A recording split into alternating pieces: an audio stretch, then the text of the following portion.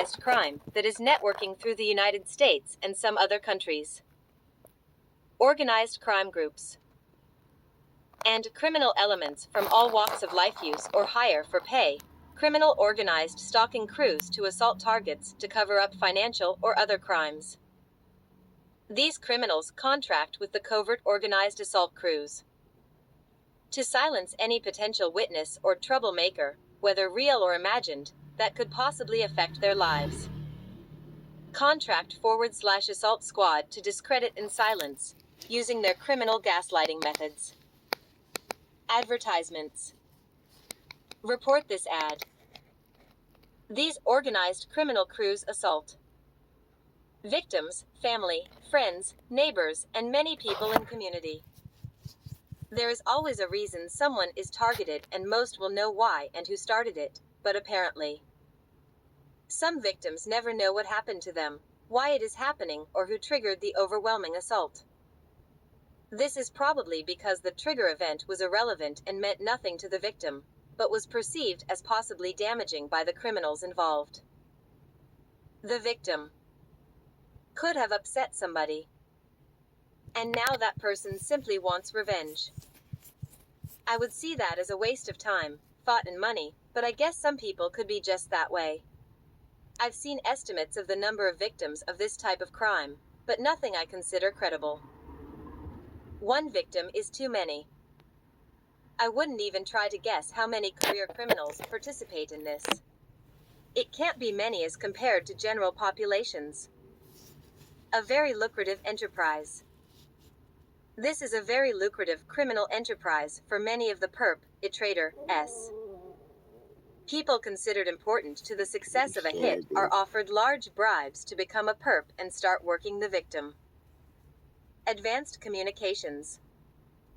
Advanced communications such as the internet, cell phones, and voice over internet protocol have accelerated the growth and networking of these organized criminal groups. Their day-to-day stalking activities depend on these same technologies plus GPS and other high-tech devices. Electronic spy. Harassment equipment. Advertisements.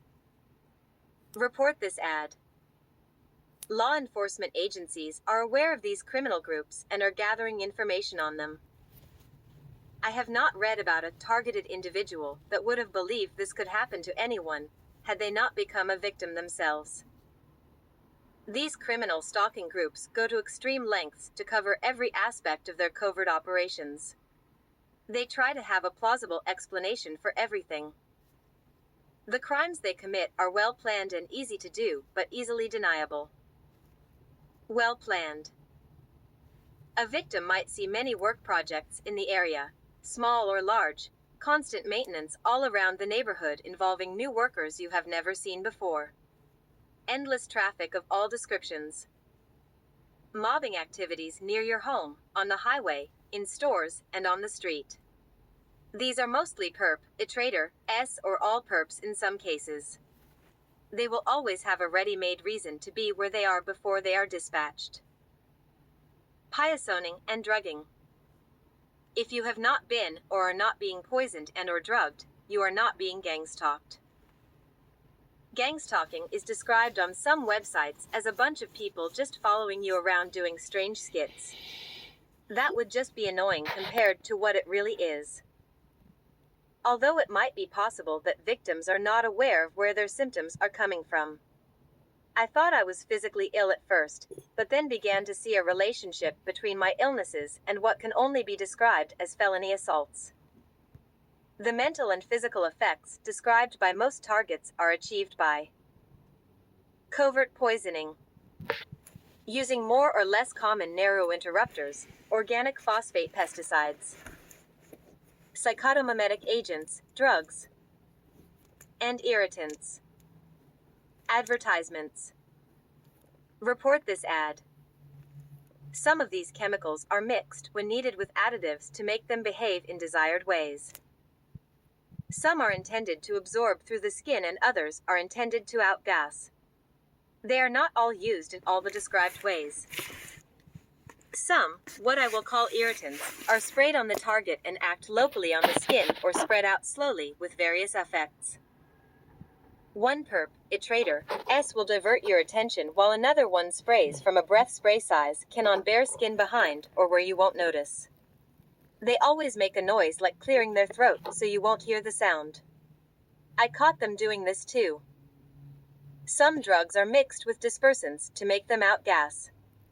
These are squirted at or near an isolated target using covert methods. In remote places where possible, constant area gassing is done from neighboring houses. The perp, iterator, S spent a couple days at my neighbors installing the devices they use to disperse their chemicals. I'm sure they are well hidden, but I know I can find them. These house devices have been refilled on a regular basis since they were installed. Passing cars/trucks with an electric squirting device are being used, each squirting an outgassing mixture as they pass by. These were almost constant for several years and are still coming. On the road, perps will squirt out gassing mixtures from the backs or fronts of their cars/trucks at your car/truck. When they can get away with it, perps even do this while walking past in order to gas the target. The chemicals will outgas quickly or slowly depending on their intended use. The most dangerous assault is the direct assault from a car/truck that has an electrically powered high-pressure squirting device behind the grille. These usually squirt pesticide that is intended to stay put and absorb through the skin. This attack can penetrate thick clothing and is usually done in a parking lot or anywhere they can get close to you in a car. Be aware of cars pausing near you or aiming at you in parking lots. Individual perps on foot will work their way behind you and squirt your lower back using various covert rigs. This is what I first caught one of them doing. The chemicals can be administered by flipped coworkers, neighbors, friends, family, local strangers, and old or new professional, paid, perps. Neurointerrupters have a cumulative effect. With successive poisonings, there is a gradual decrease in cognitive functioning, which is what is intended by the perps. I read an account of one victim who had been poisoned to the point that he could no longer speak. Advertisements. Report this ad. A perp, iterator, S will always wait close by to observe the condition of the victim after assaults. The protection against this is waterproof or impermeable clothing or any barrier that will block what is essentially a high-tech squirt gun. If the victim fails to protect themselves, they will go down as a result of these assaults. Some psychotomimetic agents. Usually LSD or similar will be applied to surfaces the victim will ordinarily touch, door handles, cabinet drawers, any place in their home, car, and places at work. Daily vitamins, coffee, shampoo, or anything used or consumed on a daily basis is a potential contamination target, especially single-use items.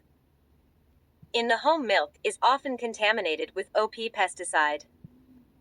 It is obvious if put in any clear liquid because the liquid becomes cloudy. Gloves and clothing might be turned inside out and treated. Time to change your cloths. Don't forget to shower. The perps will start slowly, only contaminating a single item or items they have control over, so no evidence. Sorry about that, y'all.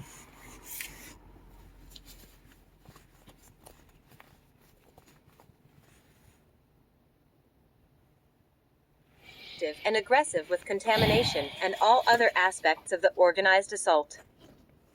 The following, as well as this entire scam, may take place over the course of many years. Community infiltration and influence. Coworkers, neighbors, friends, family, law enforcement, and the general public are told planned, consistent lies about the victim/target. This will start with law enforcement long before the actual assaults begin. They do this to set up the target, hoping law enforcement will believe their lies and ignore the victim when they first report this crime. Perp, iterator, S may show a bogus investigation file or flash fake badges in the community as part of the scam. Hired local lawyers, private investigators. Perps might hire local lawyers and private investigators in a ruse to legitimize the scam. Later, the perps will report crimes or trip alarms in the area, so the police will have to drive by the target's house. Advertisements. Report this ad. This is to make the target believe the police are part of the stalking. They will also pull fake fire alarms for the same purpose. The police are a part of the ongoing double assault. While working this chemical That's attack, legitimate. the perps perform street theater around the target. They hope the poison/drugged target will panic, then report and try to describe these bizarre skits to law enforcement. The goal is to create poison and drug-induced psychotic episodes, paranoia, and actions that could, the perps will say, appear to be schizophrenic. Only if you are not educated about schizophrenia would you believe this. The perps often launch large drug assaults against a target in public. If the target is affected enough, they will report or encourage a bystander to report the target to law enforcement, saying the target is schizophrenic, crazy, or psychotic. Some of the perpetrators are bold enough to say the cops do what they have them do, indicating the perps are making fools of and are smarter than law enforcement and the targets.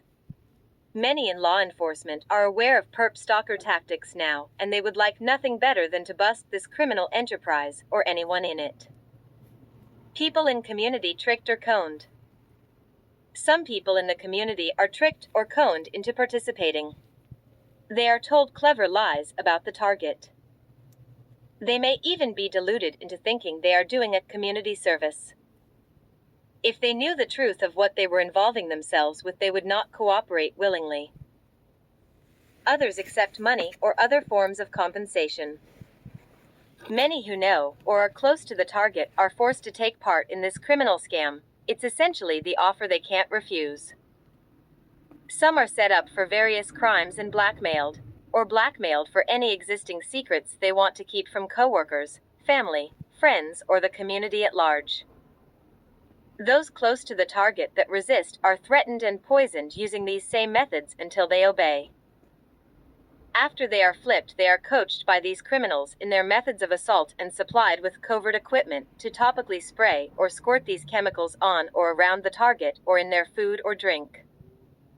This will be done at every opportunity at the target's home, at night to wake you up, or away, on foot or in the car. Advertisements. Report this ad.